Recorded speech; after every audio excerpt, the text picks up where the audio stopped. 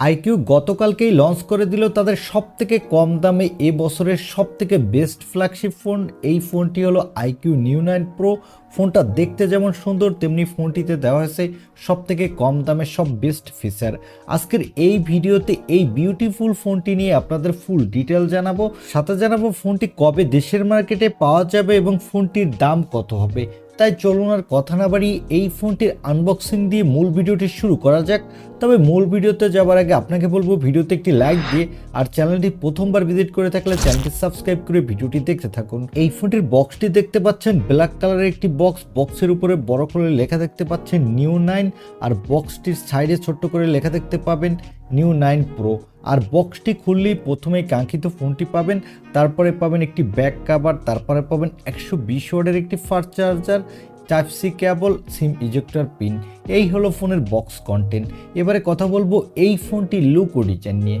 এই ফোনটির লুক ও ডিজাইন, বিশেষ করে এর ব্যাক প্যানেলের ডিজাইনটি এক কথায় দুর্দান্ত। এই ফোনটির ব্যাক প্যানেলটি দুইটি কালারের কম্বিনেশনে তৈরি করা হয়েছে। এক সাইডে দেওয়া হয়েছে রেড, অন্য সাইডে দেওয়া হয়েছে হোয়াইট, যা দেখতে কিন্তু খুবই দুর্দান্ত। কোম্পানি এই কালারটির নাম দিয়েছে রেড অ্যান্ড হোয়াইট সোল। আর এই ভেরিয়েন্টটি হলো লেদার ভেরিয়েন্ট, যা হাতে নিলেও আপনি প্রিমিয়াম ফিল পাবেন। এছাড়া এই ফোনটি আরও দুইটি কালার ভেরিয়েন্টে পাওয়া যাবে। একটি হলো ফাইটিং ব্ল্যাক, অন্যটি হলো নটিক্যাল ব্লু, যা দেখতেও খুব দুর্দান্ত। আমার কাছে নটিক্যাল ব্লু কালারটিও বেশ ভালো লেগেছে। এই ফোনটির ব্যাক সাইডে বড় দুটি ক্যামেরা মডিউল দেখতে পাবেন এবং এই ফোনটির বডি ফ্রেমটি কিছুটা কার্ভ, যার ফলে হাতে নিলে ভালো হ্যান্ডসন ফিল পাবেন। এবং এই ফোনটি নিচের দিকে পাবেন SIM card tray, microphone, USB type C port, speaker grille. আর এই ফোনটির ডান সাইডে পাবেন পাওয়ার বাটন এবং ভলিউম লকার, আর উপরের দিকে পাবেন আয়ার ব্লাস্টার আর মাইক্রোফোন।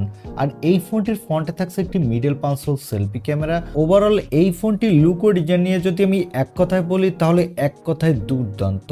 আর এই ফোনটির গ্লাস ব্যাক ভেরিয়েন্টের থিকনেস হলো 7.99 মিলিমিটার এবং লেদার ব্যাক ভেরিয়েন্টের থিকনেস হলো 8.34 মিলিমিটার। তবে গ্লাস ব্যাক ভেরিয়েন্টের ওয়েট কিছুটা বেশি, 196 গ্রাম, এবং লেদার ব্যাক ভেরিয়েন্টের ওয়েট হলো 190 গ্রাম। এবারে কথা বলবো এই ফোনটির ডিসপ্লে কোয়ালিটি নিয়ে। এই ফোনটির ডিসপ্লেটির সাইজ হলো 6.78 ইঞ্চি মাপের একটি 1.5K 80 LPTO OLED ডিসপ্লে।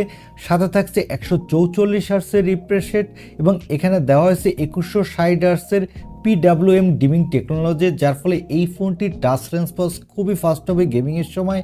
আর এখানে 144 হার্টজের রিফ্রেশ রেট থাকার ফলে যারা গেমার আছেন তারা গেমিংয়ের সময় বাটার স্মুথ পারফরমেন্স পাবেন। আর এই ডিসপ্লেটির পিক ব্রাইটনেস হলো 3000 নিটস, যার ফলে ডিরেক্ট সানলাইটও এই ডিসপ্লেতে কোনো প্রকার ব্রাইটনেসের ঘাটতি পাবেন না। এবং যারা মোবাইলে প্রচুর ভিডিও দেখতে ভালোবাসেন তারাও দুর্দান্ত ভিডিও উপভোগ করতে পারবেন। আর এই ডিসপ্লেতে দেওয়া আছে কর্নিং গরিলা গ্লাসের প্রোটেকশন। এবারে কথা বলবো এই ফোনটির ক্যামেরা কোয়ালিটি নিয়ে।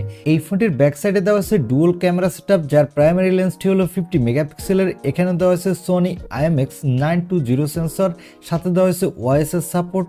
আর এই সেম সেন্সরটি ইউজ করা হয়েছে ভিভো X100 ফোনটিতে, তাই বুঝতেই পারছেন এই ফোনটির camera quality flagship camera quality হতে যাচ্ছে।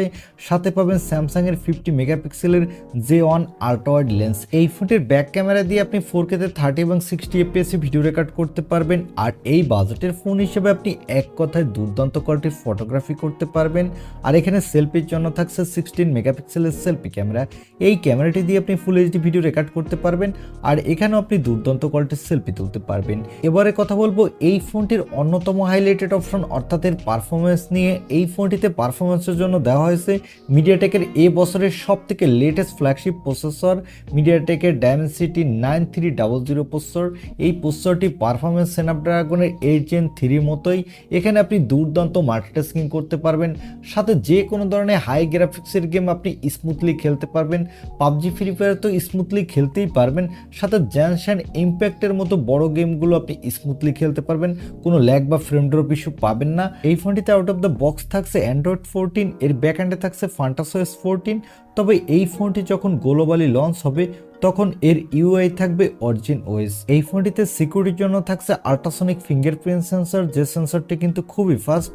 আর ব্যাটারির জন্য থাকছে 5160 mAh এর একটি ব্যাটারি, সাথে থাকছে 120 ওয়াটের একটি ফাস্ট চার্জার। আর এই ফোনটিতে দেওয়া আছে USB 2.0 পোর্ট এবং এখানে থাকছে ওয়াইফাই 7 এর সাপোর্ট, ব্লুটুথ 5.4-এরও সাপোর্ট।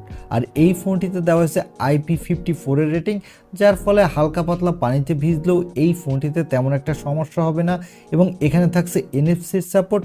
বিশেষ করে এই ফোনটিতে গেমিং ইনহ্যান্স করার জন্য দেওয়া হয়েছে Q1 চিপসেট, যেটা গেমিংয়ের ক্ষেত্রে আপনাকে বেটার পারফরমেন্স দিবে। এই ফোনটিতে দেওয়া হয়েছে LPDDR5X RAM, সাথে দেওয়া হয়েছে UFS 4.0 স্টোরেজ, যার ফলে এই ফোনটি র্যাম এবং স্টোরেজ ভেরিয়েন্টটি কিন্তু খুবই ফাস্ট হবে। আর এই ফোনটি মার্কেটে 4টি র্যাম ভেরিয়েন্টে লঞ্চ হয়েছে। এবারে জানিয়ে দিব এই ফোনটি কোন ভেরিয়েন্টটি কত দামে লঞ্চ হয়েছে এবং এই ফোনটি বাংলাদেশের মার্কেটে কত দামে পাওয়া যাবে। এই ফোনটির বেস ভেরিয়েন্ট অর্থাৎ 12256GB ভেরিয়েন্টটির দাম রাখা হয়েছে 2999 ইউয়ান চাইনিজ টাকায়, যা বাংলা টাকায় কনভার্ট করলে তারা 46,080 টাকার মতো। এবং এই ফোনটির 12512GB ভেরিয়েন্টটির দাম রাখা হয়েছে চাইনিজ টাকায় 3299 ইউয়ান, যা বাংলা টাকায় কনভার্ট করলে দাঁড়ায় 50,690 টাকা। এবং এই ফোনটির 16512GBর দাম রাখা হয়েছে চাইনিজ টাকায় 3599 ইউয়ান, যা বাংলা টাকায় কনভার্ট করলে দাঁড়ায় 55,300 টাকা। আর এই ফোনটির 1TB/16GBর দাম রাখা হয়েছে 3999 ইউয়ান, যা বাংলা টাকায় কনভার্ট করলে দাঁড়ায় 61,446 টাকা।